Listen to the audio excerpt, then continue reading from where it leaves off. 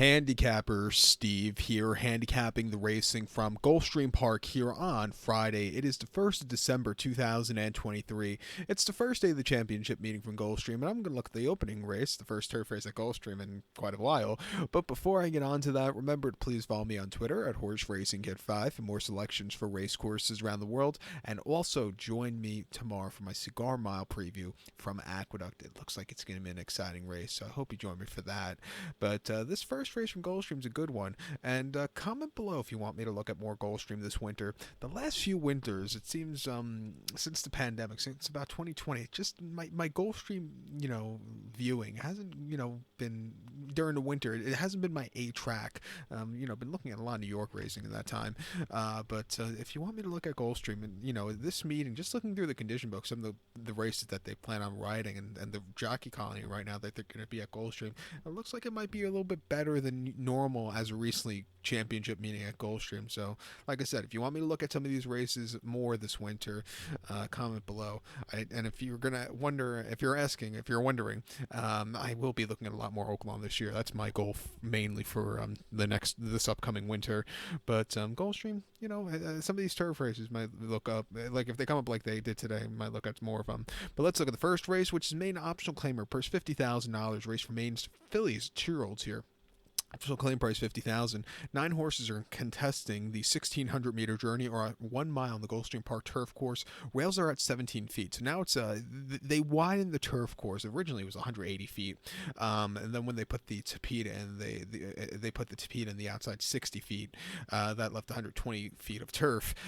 So then that was enough turf, so they went towards the inside now to renovate the turf course, make it wider. So now it's about 15 feet wider. It's about 135 feet the turf course. So an extra 2 running lanes, it seems. So we have to figure out now what kind of how the running lanes will work on this turf course, and how many will they be able to run 2 turf rails settings like they used to years back before the tapeta. With the tapeta in the last few seasons, it looked like they couldn't run two turf courses with that narrow course. But key for thought at Gulfstream, when the rails were down towards the inside, the more inside to the turf course you went, especially early on in the season, the speed really held up. So, just keep that in mind. I'm going to go with that angle here. And I think the 8-horse Cleopatra's Nile could get a good trip. Not an inside post trip, but it looks like she could have some forwardly pace here. I'm going to take her as a top selection. We'll go 8-4-1-6 in the superfecta. 8-4-1-6 super. Top selection 8-horse Cleopatra's Nile. 2 filtered by Mucho Macho Man. Safi Joseph Jr. trains this one. Edgar Zayas gets the mount. The horse's most recent outing came 27th of October at Keeneland, a mile 16th in main special weight 99,000, and the horse finished 11th by 10 lengths that day, and he was just wide, and he really couldn't keep up against those better horses. Refreshing here with blinkers on, lesser quality horses.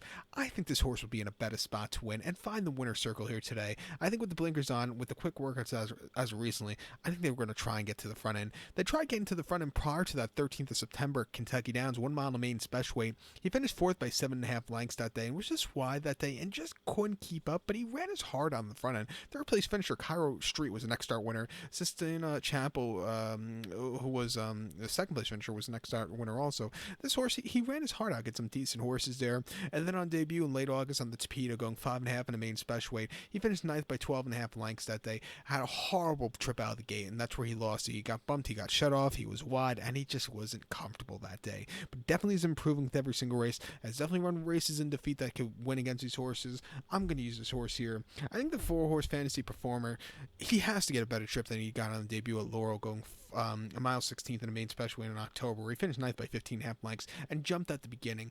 What can you do? That cost him the victory that day. Since then, he is training quite nicely at Payson Park. Coming here, he looks like he has some pace. I'll give him a shot here at 3-1 to begin off the pick 5 and the pick 3. But to recap my selection for the opener here from Gulfstream during the championship meeting, race 1, I'm going to take the 8-horse Cleopatra's Nile. Give kudos to the 4-horse Fantasy Performer. 8-4-1-6 super. 8-4 in the multi-race. So good luck to all, and please follow me on Twitter at HorseRacingKid5. Good luck, everybody.